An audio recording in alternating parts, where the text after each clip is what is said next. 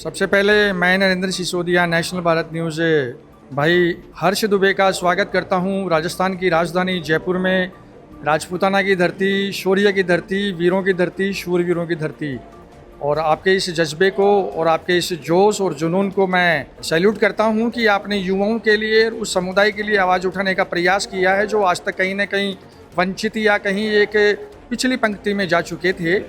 तो मैं आपसे हर्ष भाई ये पूछना चाहता हूँ कि क्या ये आंदोलन भी उन्हीं आंदोलनों में शुमार हो जाएगा, या सीजेपी की सफलता को देख के, जो कोकरोच जनता पार्टी ने जो आंदोलन किया था जंतर मंतर पर, उसकी सफलता को देख के, धर्मेंद्र प्रधान के इस्तीफे को देखकर आप भी कहीं भावुक तो नहीं हो गए, या बिल्कुल प्रैक्टिकल, बिल्कुल प्रोफेशनल वे में और बिल्कुल एक जेन्युइन वे से ये चाहते हैं कि एक स्वर्ण भाइयों के उन नौनिहालों को, उस तरुणाई को, उन युवा भाइयों को भी उनका हक मिले?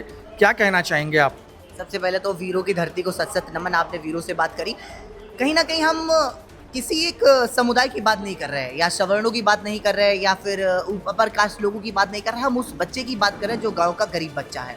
हम उस बच्चे की, हम खुद वहाँ से आते हैं, हमारे पापा भी किसान हैं, तो हम देखते हैं कि भाई जब हमने बहुत सारा, मेरे पापा ने हर जगह से पैसा लेकर हमको पढ़ाया, उसके बाद भी हमारे उतने नंबर नहीं आ पाए कि हमें एमबीबीएस की एक अच्छी कॉलेज की सीट मिल सके, जैसे कि हमारे कई सारे दोस्तों को मिल गई, मेरे ही मार्क्स पे अलग अलग स्टेट में जनरल बच्चों को मिल गई।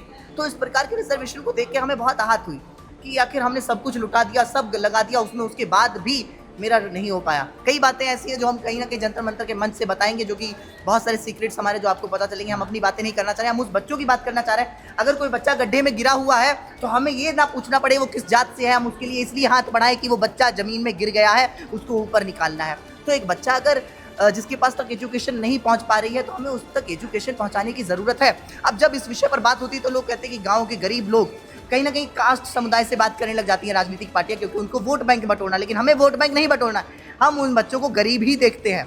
तो गरीब बच्चों को जब देखा जाता है कि वो कॉर्पोरेट ऑफिस में नहीं है, विदेशों में नहीं है, क्यों नहीं है, तो उन्होंने कहा कि रिजर्वेशन नहीं है इसलिए नहीं है। लेकिन रियल रीज़न क्या है? रियल रीज़न ये है कि उन तक एजुकेशन नहीं है। अगर वो बच्चा एजुकेटेड होगा तो हर कॉर्पोरेट ऑफिस उनको आने देगा, हर कॉर्पोरेट ऑफिस में वो जा सकेंगे, हर विदेश में जाकर वो जॉब कर सकेंगे, हर साइंटिस्ट रिसर्च एरिया में वो जा सकेंगे, वो अच्छे डॉक्टर, अच्छे इंजीनियर, अच्छे साइंटिस्ट बन सकेंगे। प्रॉब्लम क्या थी? एजुकेशन की। रिजर्वेशन हटाओ आंदोलन की सफलता के लिए कितने कॉन्फिडेंट है, कितने आशान्वित हैं, या फिर इसमें भी एक कहीं एक पॉलिटिकल एक इंटरफेरेंस हो जाएगा? कई बार इल्ज़ाम लगते हैं इन सोशल मूवमेंट्स पे, जो ज़्यादातर उसमें फिर एक पॉलिटिक्स एंटर कर जाती है। तो कितने आशान्वित हैं कि पॉलिटिकल पार्टीज़ इसे इंटरप्ट नहीं कर पाएगी, हस्तक्षेप नहीं कर पाएगी, और जिस लक्ष्य, जिस मिशन, जिस विज़न को आप लेके चले हैं, उस विज़न को कितना आप कंप्लाइंस कर पाएंगे, या कितना इम्प्लीमेंट कर पाएंगे अपनी उन प्लानिंग्स को, अपनी योजनाओं को और अपने विजन्स को? प्लीज़ बताएं। कहीं ना कहीं हम किसी पॉलिटिकल पार्टी को यहाँ एंटर ही नहीं होने देंगे। जो भी आना चाहता है, चाहे किसी भी पार्टी से हो, अपना पार्टी वाला फेस बाहर रखकर यहाँ आए, अपने फेस से कि मैं आया हूँ। मैं अगर नरेंद्र मोदी हूँ तो मैं नरेंद्र मोदी आया हूँ, बीजेपी का बन के नेता नहीं आया हूँ। मैं अगर राहुल गांधी हूँ तो मैं राहुल गांधी यहाँ आया हूँ। मैं कांग्रेस का लीडर बन के नहीं यहाँ आया हूँ, मैं बच्चों के भविष्य और राष्ट्र के भविष्य की चिंता करके यहाँ आया हूँ। तो इस विषय से, अगर इस विजन से आएंगे तो ज़रूर इसमें बदलाव होंगे, और बदलाव की आवश्यकता है। और कहीं ना कहीं जब SC ST कम्युनिटी के लोग समझेंगे कि ये हमारी ही बात है और हमारे देश की ही बात हो रही है, तो वो भारी संख्या में आएंगे। उनको बरगलाया जाता है, उनकी मानसिकता को इस तरीके से तोड़ा गया है कि रिजर्वेशन आपके लिए है, लेकिन क्या उसको मिल पा रहा है? वो खुद से प्रश्न करे कि हमारे ही घर में कितने, मेरे पापा, बाबा, मेरे दादा या हम किस पद पर बैठ पहुँचे हैं गवर्नमेंट के? किसी भी पद पे नहीं। तो क्या आपको रिजर्वेशन मिला है? नहीं मिला है, क्योंकि हमने देखा है कहीं ना कहीं 95% SC कम्युनिटी के लोग 12th ही पास नहीं कर पा रहे हैं। तो जिन जिन स्टेट में 95% लोग 12th ही पास नहीं कर पा रहे, तो वो रिजर्वेशन का फ़ायदा कहाँ ले पा रहे हैं? रिजर्वेशन का फ़ायदा तभी मिलेगा जब आप 12th पास कर पाएंगे। तो 95% लोग तो 12th ही पास नहीं कर पा रहे, उनका कौन सोच रहा है? रियल तो प्रॉब्लम विक्टिम्स वो हैं, उनको प्रॉब्लम ज़्यादा है, तो उन तक सुविधाएं पहुंचाई जाए। सुविधाएं चीटिंग के फॉर्म में ना पहुंचाई जाए।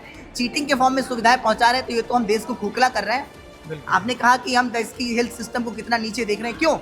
क्योंकि हम चीटिंग जैसी व्यवस्थाएं उपलब्ध करा रहे हैं उनको, तो उनको हम पढ़ाने जैसी व्यवस्थाएं उपलब्ध कराएंगे तो राष्ट्र का निर्माण होगा और देश का भविष्य उज्जवल होगा। देश के बच्चे पढ़ेंगे और अच्छे नंबरों से पास होंगे और हर रिसर्च एरिया में वो खुद का नाम, खुद परचम लहराएंगे। तो ये थे हर्ष दुबे जो दिल्ली से चलकर श्री राजपूत सभा भवन MI रोड जयपुर पर आए हैं। मैं नेशनल भारत न्यूज़ अपने कैमरामैन साथी प्रद्युमन सिंह के साथ में स्वागत करता हूं नेशनल भारत न्यूज़ पर भाई हर्ष दुबे का, और सफलता की कामना करता हूं कि जिस एक कैलिबर से, जिस स्किल्स से आप आए हैं, ईश्वर आपको सफलता प्रदान करे।